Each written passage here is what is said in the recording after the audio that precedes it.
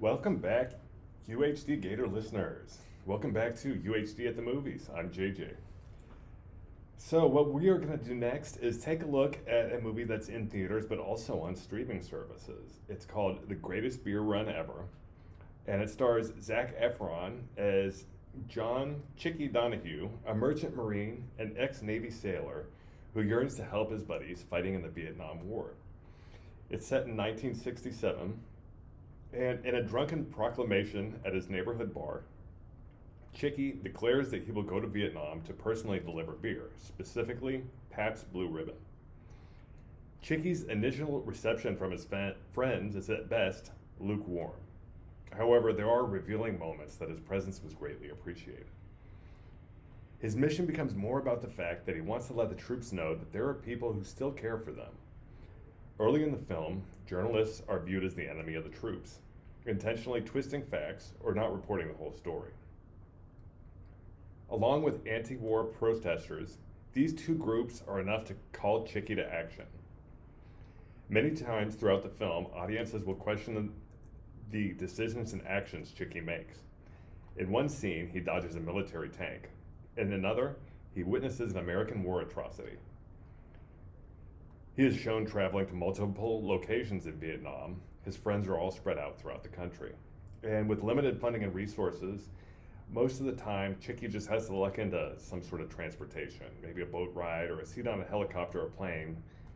Generally comes with a steep price. And even some of the time, Chicky has to just walk or run from gunfire. Now, how he manages to accomplish all of this while hauling around a duffel bag full of Pabst is hard to believe.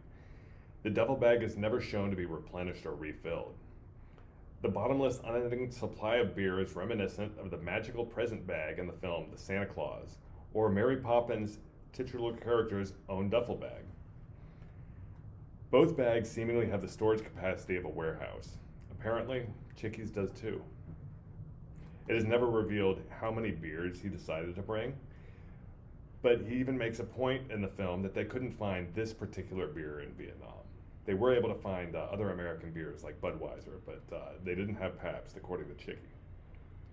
So that means he brought all of his own supplies, and when you sit and think about it, it's definitely a bit distracting throughout the film. Although really, I think that's my only complaint about the film, negative-wise, and that's really not a big one.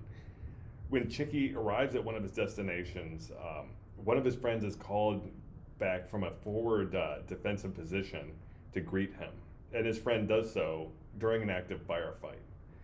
Together, they move back to the positional trench kind of foxhole where he distributes the worm suds that he brought with him, while at the same time dodging bullets and ducking explosions from the North Vietnamese army.